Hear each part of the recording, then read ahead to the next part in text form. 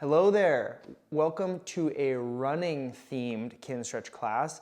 This is one of the most asked for activities in terms of preparation or training that many of our clients ask for. So we thought we'd select some of the options from the Kinstretch universe that apply most directly to running.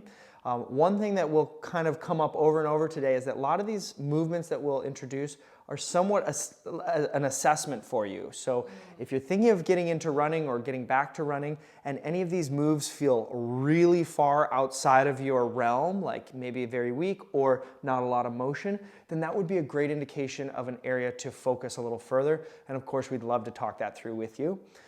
In terms of propping, you're gonna want some nice floor space, as well as a yoga block. A pillow will not work for that substitute. So you'll want a yoga block. If you don't have that, maybe a low chair or stool would work. Also a tennis ball or similar like lacrosse ball, something that can sneak in behind your knee. So I guess even balled up socks could work just fine. And then we are gonna be doing a bit of kneeling today on one knee. So sometimes it's nice to have a little extra cushion like a pillow or fold over that yoga mat or something so that that down knee feels happy and supported. Okay. Let's go ahead and get warmed up with some quadruped hip cars. So actually grab that tennis ball right off the get-go and have it nearby, and then come onto hands and knees position. Be totally fine too if you wanted to set your forearms on a surface, probably not on the ground, but something elevated, and then brace your midsection.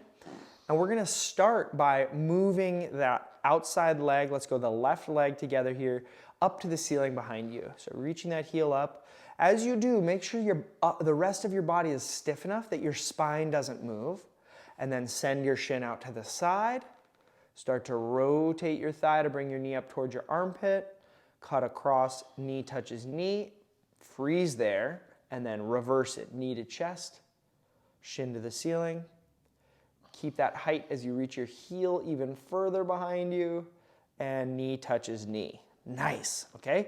Take a quick moment and stash that tennis ball or whatever object you have behind the knee and make sure you can really hold it there so it's not gonna fall out once we start moving the hip, okay? Brace, and then drive that heel behind you, noticing how your range of motion will be a little different now with the tennis ball. Knee comes out to the side. Doing your best to stay totally still and braced through your upper body. Sweep that knee around to touch your other knee, and then reverse. Knee to chest, shin to the ceiling. Keep that height as you reach your heel behind you, and finish up with that knee touching your other knee.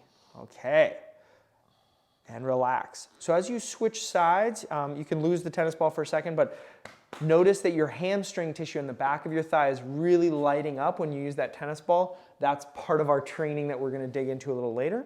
So now on this right side, find your quadruped. Drive that heel behind you, making sure your tailbone stays still. Send your shin out to the side. Feel that rotation in your thigh to bring knee to armpit, knee to chest, and then knee touches knee. Pause here to make sure your spine hasn't curled under, and then go knee to chest, shin to the ceiling, heel reaching behind you, and bring knee to knee. Okay, now add the tennis ball, and just a note that it's very common when you first do this with a tennis ball for the tennis ball to roll across the room. If that's you, it just means that you need to maybe not go quite as far through your hip car so that you can prioritize that knee bend. All right, let's go for it. Squeeze the tennis ball behind the knee, then keep that as you lift your heel.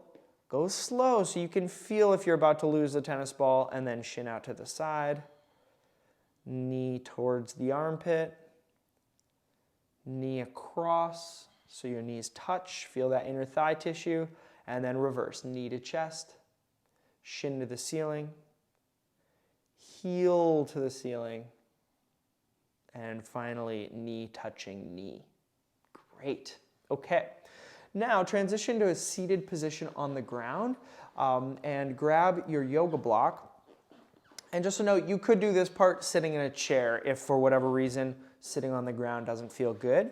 But then once you're set up, open your knees up to about 90 degrees or a little further.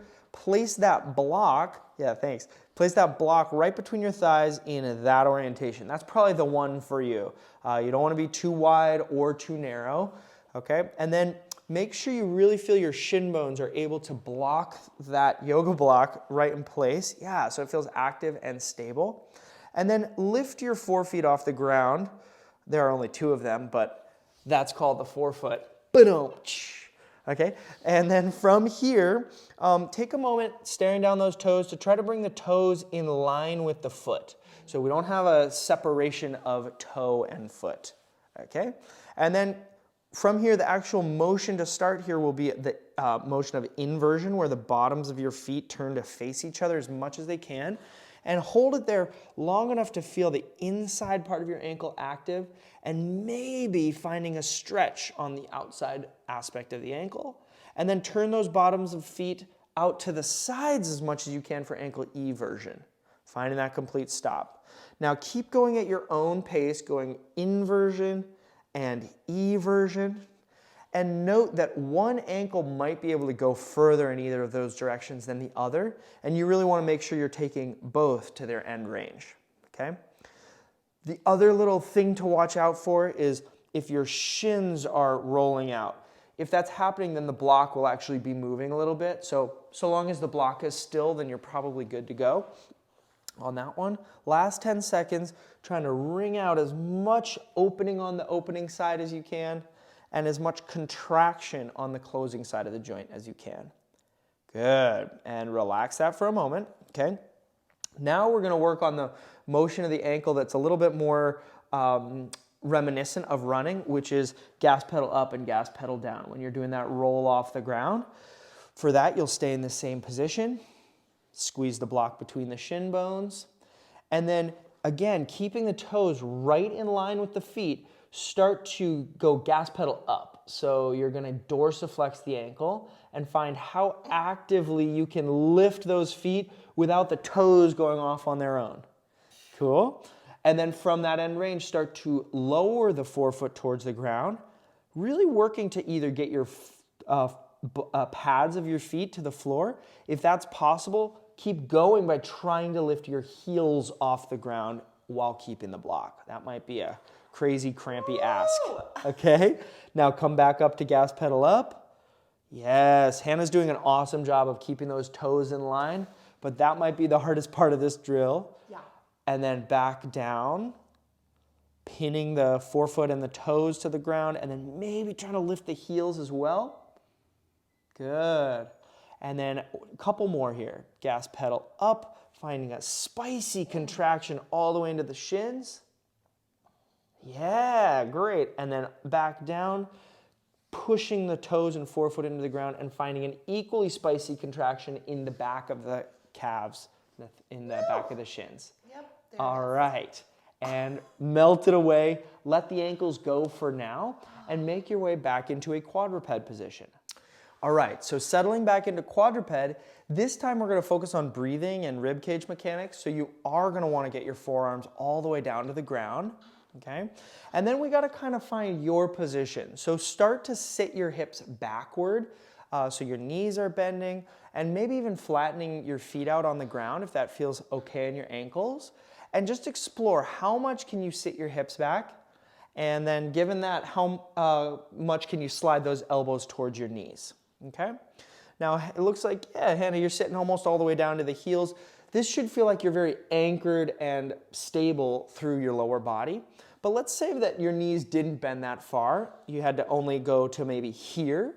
Then we would maybe want to fill in that space behind the knees with a little cushion. So you could grab your pillow, and depending on how much knee bend feels safe, you could jam it in tighter to the knee or more on the heel. Just again, so that you can really feel stable through your lower body and not like you're being thrown forward onto your arms. That's what we don't want, okay? So find that workable position for you. And then place both palms flat on the ground so you're not clasping your hands.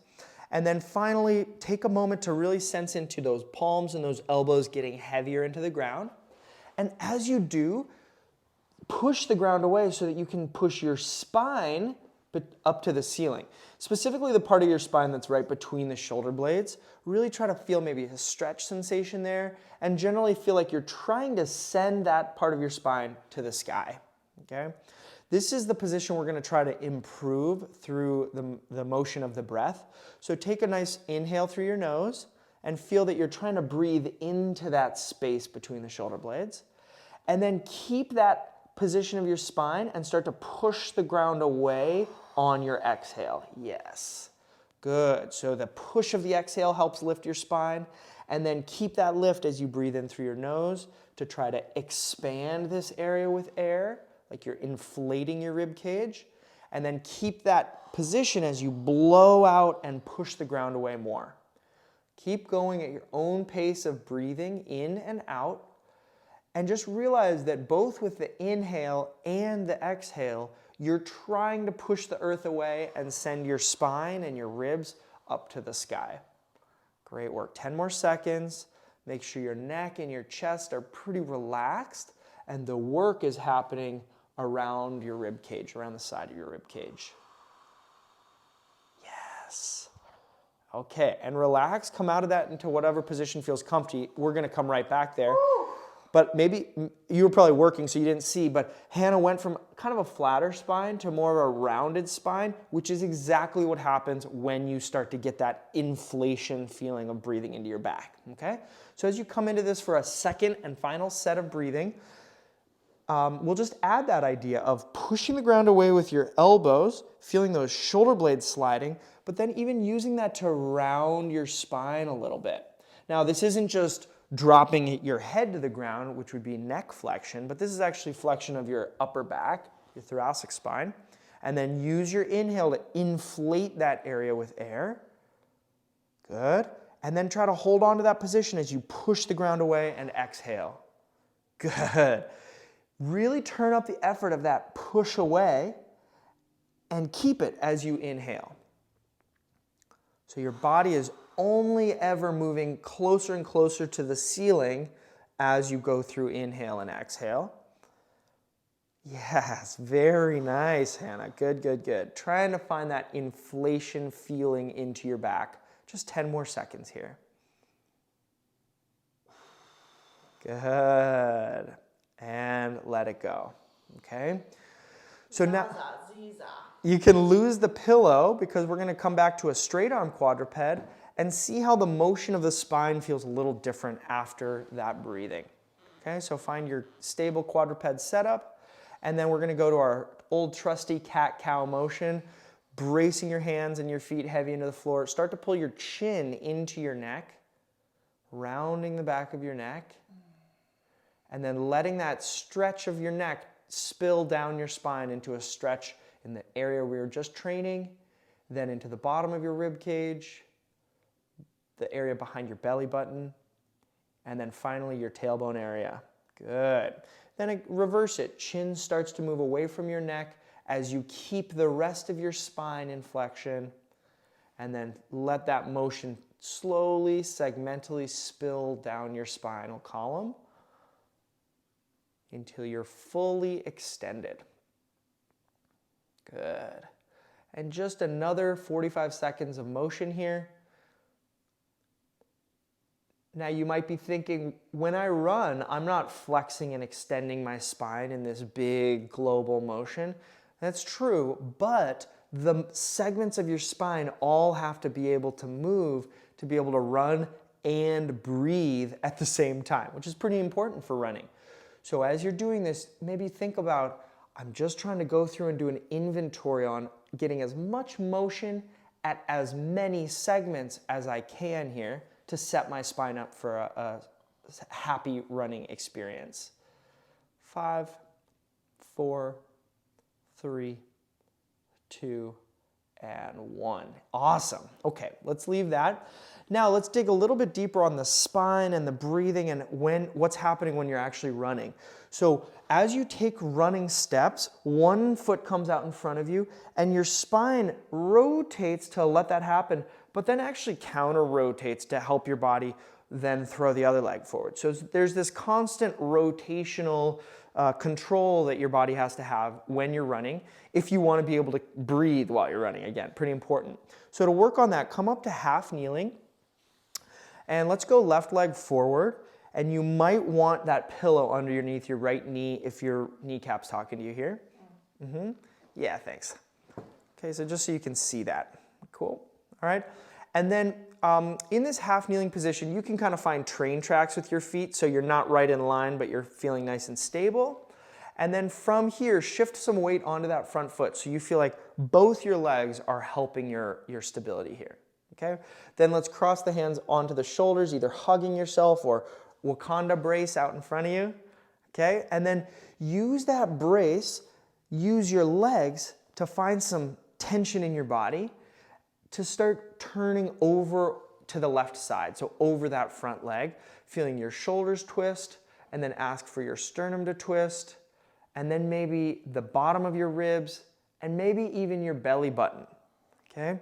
Now, just for now, keep going by letting your hips relax and just feel how if your legs are able to move, you are able to turn further, but that's not happening from your spine, okay? So come back to square. This next one, we're gonna try to do a little more segmentally. So start at the top of your head, focused on the top of your spine, and just turn your face to the left, but nothing else. Nice, okay? And then keep turning your face to the left as you now invite your shoulders to turn to the left, and then your sternum. And keep marching your way down your spine, asking for rotation at each and every segment. And you'll notice, hopefully, that you turned a bunch further this time than you did the last time. Okay, come back to square. All right, so on this final time, we're gonna do that, park there, and do a little bit of breathing before we do the other side. So get stable, feel your legs, feel that front leg helping you. And then again, just the face turns to the left for neck rotation. Keep that as you add some rotation of your upper back, and then your mid back, and then your top of your lower back, and then finally trying to turn your belly button, but not your belt buckle. That's the challenge. Okay, hold this active position, and again, use your inhale to inflate your torso, which might feel like a stretch. And then as you exhale, try to turn your face, collarbones, and sternum more to the left, but not let your belt buckle follow. Inhale to inflate as much as you can without losing the twist. Exhale to actively twist further, like you're a big washcloth and you're wringing out that water. 2 more breaths, team. Here we go. Inhale to inflate. Exhale to wring out more rotation. Good. Check that those legs are still helping you. And 1 more inhale.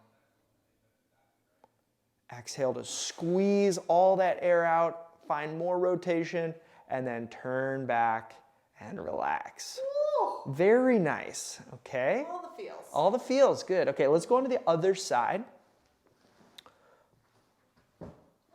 Good. So the right leg's forward now. Your feet or legs are on train tracks with each other, so they're not in line and you feel stable. And then consciously shift some weight onto your front foot. Usually you'll tend to just put weight on your back knee. Okay, so put some weight on that front leg. Hands crossed over your chest to find a little self-hug or upper body brace. And then let's see how rotation feels to the right. So face turns, shoulders turn, sternum, ribs. Yeah, it might feel a little different than the other side. And on this first rep, twist and then let your hips twist also. So we're letting your body do the thing that we're gonna try to not do in a second, and then come back to square. This time, as you bring weight onto your right leg, feel that that stability actually locks your pelvis into place so that when you start to turn your face to the right, your pelvis is actively held still, your belt buckle is not gonna move, but the rest of your spine above your belt buckle is gonna really twist to the right as far as you can. Find that complete stop. Try to calm your body here and then come back to square ahead. Okay? End range spinal rotation can feel a little scary. So if that's you, don't poke that bear. Just go right up to the edge of what feels safe. Okay? Load onto your right foot. Final one, we're going to add on breathing. Right turn of your face. Find that neck twist, then add some upper back twist. Good, add rib cage motion. Really trying your best to segmentally rotate each part of your spine. When you're at end range, hold it. Inhale to inflate your rib cage. Exhale to actively wring your body out, twisting further while your legs stay active. Inhale to inflate, expanding your rib cage. Exhale to blow that air out and squeeze the tissues in your midsection, helping you twist further. Two more, team. Two more inhales, two more exhales. Yes. Good. Wow. The breathing can really unlock more. So each exhale, ask for that little bit more active twist, hold on to it, and then gradually come out of it. Woo! Great job, okay? So again, if that's a very limited thing for you, you might go back into the library and look for some spinal segmentation or some spinal rotation classes to really help upgrade that part of your running scheme. Okay, now let's come back to kneeling on the right knee with the left leg forward, but now with some work for the ankles and big toes. Okay, yeah, so go ahead and face on towards the camera.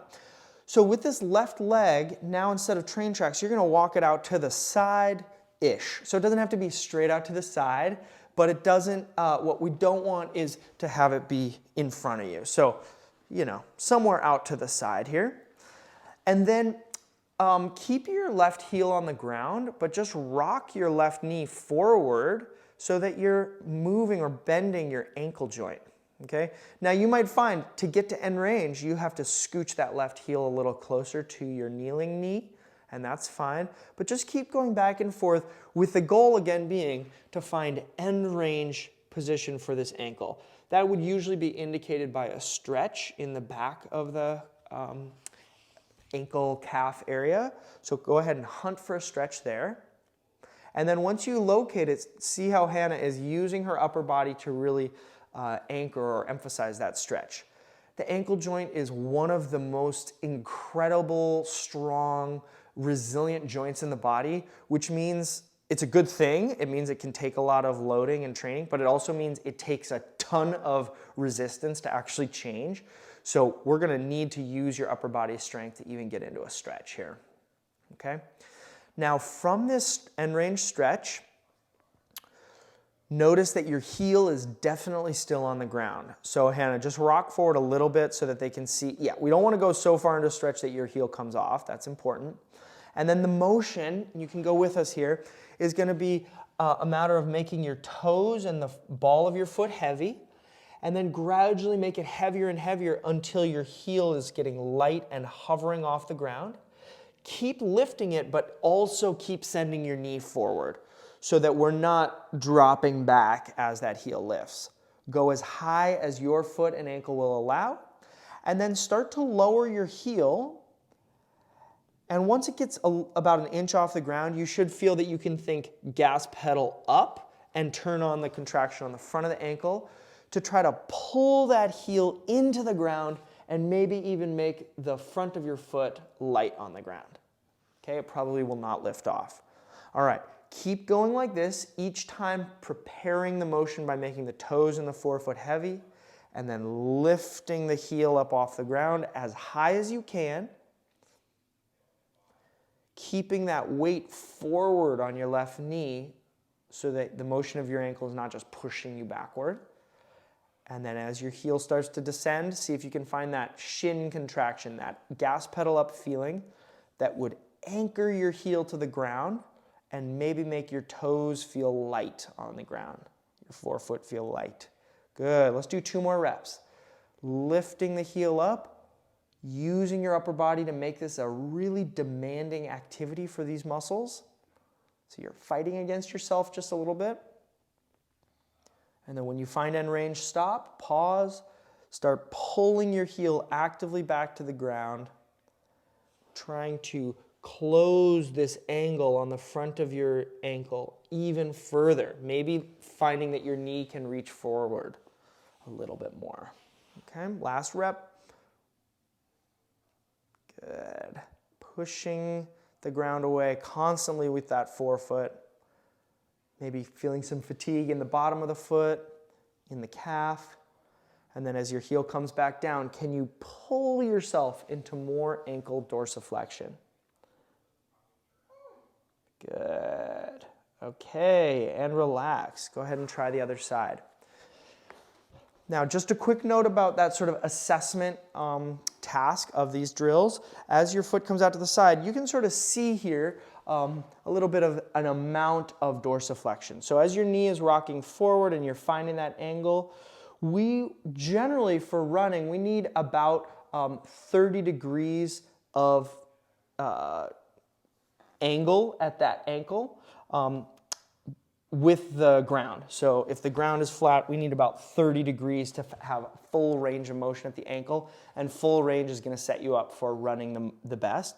So I would say Hannah gets in here, she stops at about 40 degrees. So if Hannah was like, I really want to go running, she probably could run, no problem, but this would be an area we want to focus on improving. So it doesn't mean if you don't have 30 degrees, you can't run. It just means, hey, this is an area to tune in as you begin to ramp up your running. Okay, so find your end range stretch. Use that upper body. And sometimes it can be helpful to find the place where your heel comes off the ground and then just back off from there a tiny bit. And that'll maybe help you locate the stretch right in the calf. Okay? Good. Okay, and now from here, start to lightly make your toes heavier into the ground, then your forefoot, so the ball of your foot and all the way over, and then really intensify that so your arms are fighting against your foot, and then finally let your foot win to lift your heel off the ground, keeping your knee forward as much as you can so that you're not just falling backwards as the heel comes up. Good. As you get to end range, stop, hold, and then reverse to pull your heel back down, trying to actively pull yourself into that angle at the front of the ankle. That's hard to say. Ankle, angle. Good. Do 2 more reps. Driving the heel up. Good. Using your upper body strength to add resistance. Not stopping until you find that complete end range plantar flexion. And then pull your heel back down. Trying your darndest to shorten these tissues from your knee, down your shin, even into the top of your foot. Good. Last rep. Good. Keeping your forearms or hands heavy on your thigh. Pushing the ground away. Almost you could imagine like you're doing a calf raise with just one foot. So you're lifting your whole body weight with just one foot.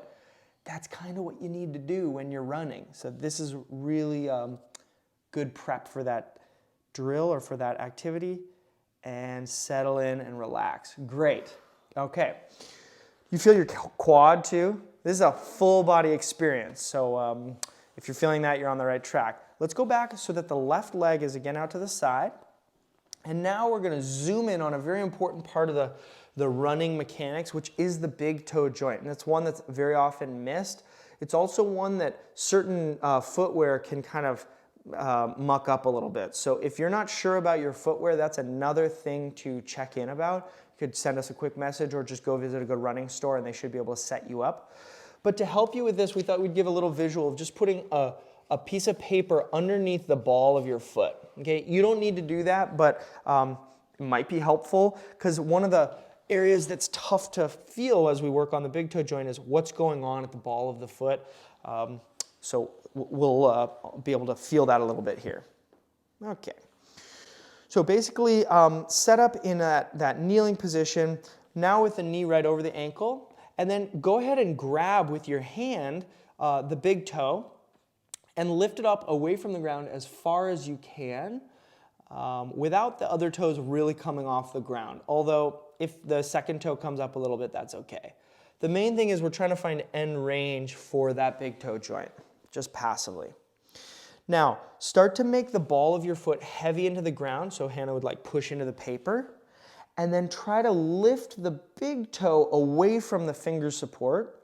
Once you feel some contraction turn on the top of the foot, take your fingers away and hold this angle. So this is a passive range hold for the big toe joint.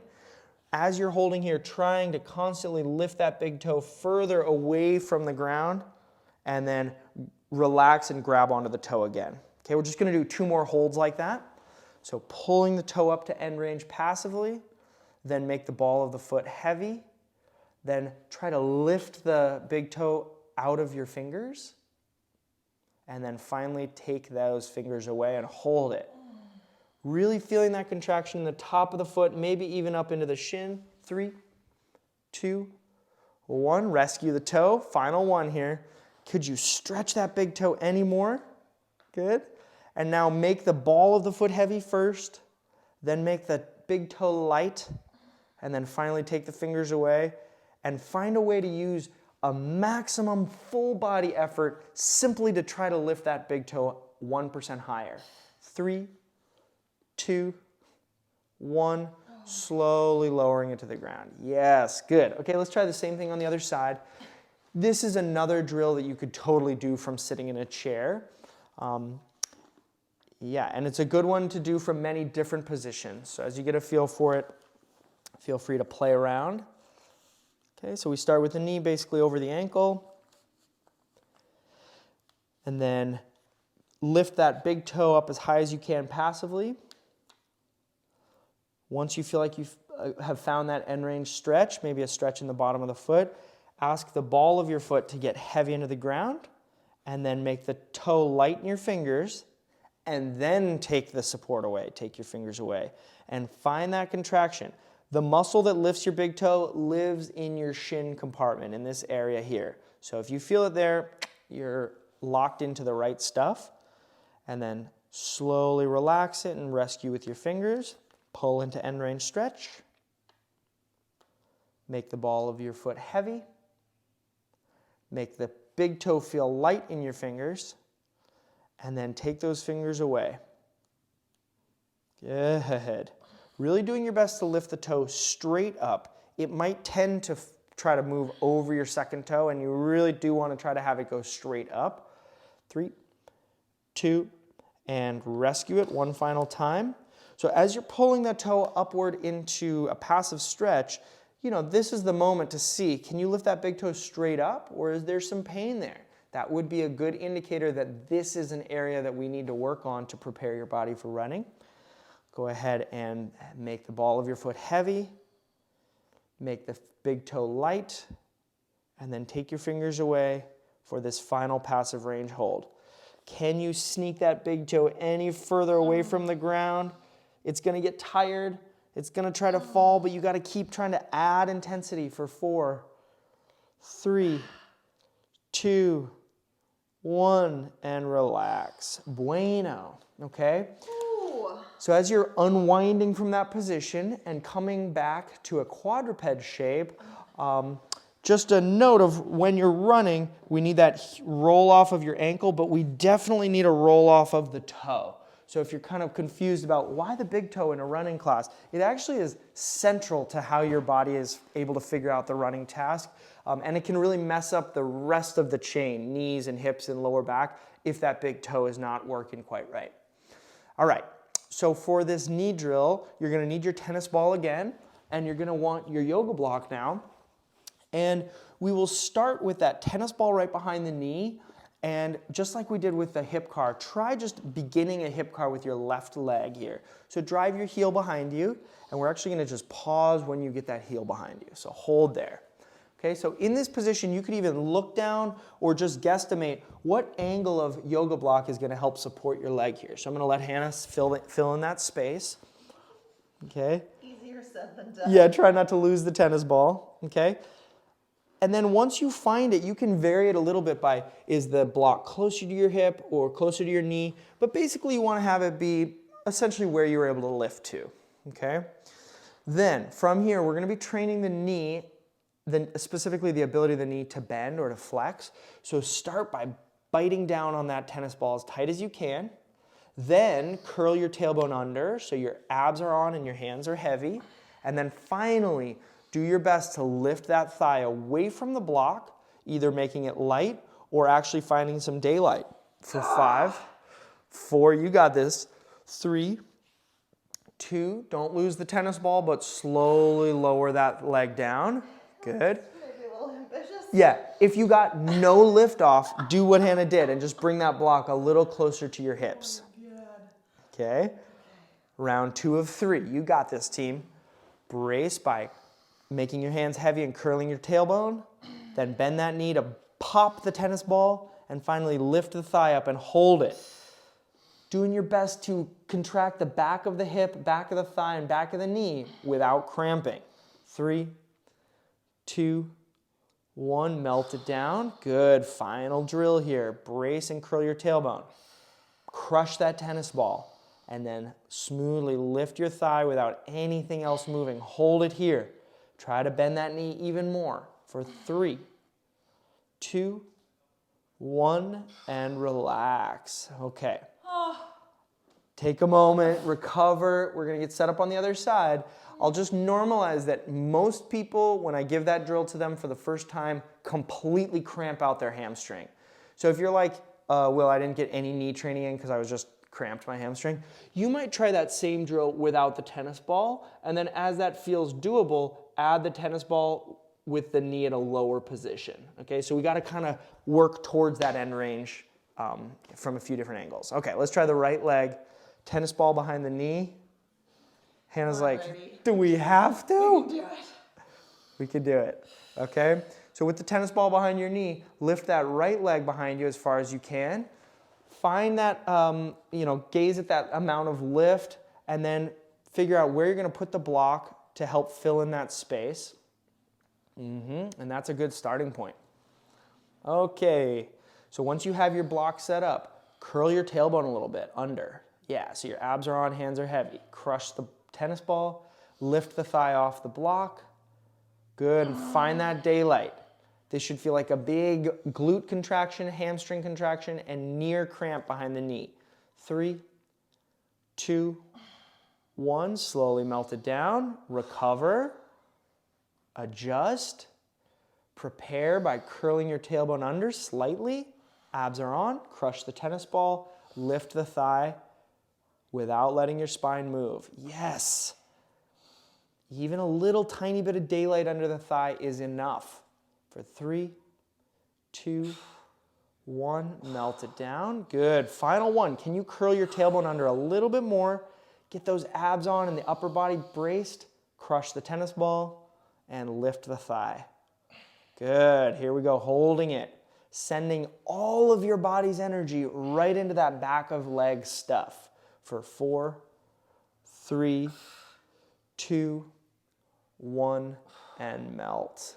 Awesome. Okay, so you can take that tennis ball out of there, take that block away, and I wish I could tell you we're done with the hamstrings, but now we need to train the hamstrings in their job in a long position, because that's really what they do when we're running, okay? I'm going to do this side first. Okay, sounds good. So yeah, let's go back to the left leg, so give the right leg just a little break. Lay down on your back, and open your knees up to about 90-degree angle, okay? Yeah, perfect. And then go gas pedal up with the ankles so your heels are really nice and pressured into the ground. And then pull your right leg into your body so that you can just grab it with your hands. Maybe behind the thigh or behind the knee, sometimes behind the shin, but we're going to be working with that leg a little bit. So it should feel comfortable with the hands, okay? Bring it in as close as feels comfortable. And then consciously maybe roll or shift your weight so that you feel like your heel is really going to be, that's on the ground, is really going to be sort of balanced in the middle of your center of mass, okay? Because now you're going to use that heel that's on the ground to lift your hips as high away from the ground as you can, taking a second to find that lift. Good. From here, hold it and start asking your right thigh to pull closer to your body without the help of your hand. So it's an active hip. Good, and then if you haven't yet, go ahead and move those hands out of the way and hold it. 5, 4, thigh to belly, 2, 1, melt your body down. Good, switch legs. So now your right heel's on the ground, your left thigh is pulled in, okay? Now as you set up, Again, feel that your right heel is going to be the center of your mass. So you need to maybe twist over a little bit. So now as you lift your hips up, you don't feel like you're falling off to the left, but you feel nice and balanced over that right heel. And then pull the thigh in closer to your chest without the help of your hands. And finally take those hands away. So it's very active through the back of the right leg and the front of the left hip crease. 3, 2, 1, and melt away. Okay, set that foot down. Now, what you were just doing, I really wanted to make sure that you got your hips all the way up off the ground as high as you could. As we start to bring the feet further away from the body, maybe about 5 inches to start, those muscles in the back of the hip get essentially a little weaker. And so you might not get nearly as much lift of your hips. I want you to still make your hips light, if that makes sense. Okay, so I don't want you to go to sleep on this leg, but I do want you to be okay with a little less lift away from the floor. All right, so hug your right thigh into your body. Good. Shift weight onto that left heel so you're ready. Now with a little more knee angle. And now lift your hips up as much as you can. Pull that thigh away from your hands, that right thigh, and then hold this end range. Both the right leg and the left leg should feel like a maximum effort. 4, 3, 2, and 1. Melt it down. Set that right foot down. Again, trying to have it be a little further away from your butt than the first round. Okay? Hug that thigh in passively to start. Shift weight onto your right heel as you lift your hips up. Good. Driving the floor away, and then try to pull your left thigh out of your hand cradle, and hands go away. Nice. Can you push the ground away anymore? Can you pull your kneecap to your chest anymore? For 3, 2, 1, and set it down. Okay. Now here's the spiciest meatball of the bunch. We're going to open up that knee joint a little bit further. Before we do, I just want you to note that when you're running, your hamstrings are going to be asked to be very functional and working hard in this type of position, this amount of straightness in the leg. So if this next one feels really like too much, like maybe you can't lift your hip off the ground, that's okay, but it tells you that this is a place that you really could direct your training to help your running. Okay? So right thigh gets cradled in. Good. Sense into your left heel and feel that that's going to be the center of your body weight as you drive your hips up, or at least make your hips feel light on the ground. So again, maximum effort in the back of the thigh, and then try to pull your right thigh out of your grip, away from your hands. Maximum effort, maybe near a cramp on the back of the left hip and the front of the right hip. 3, 2, 1, and melt. Great job. Okay, and then the right heel sets down next to where your left was working. Pull that left thigh in.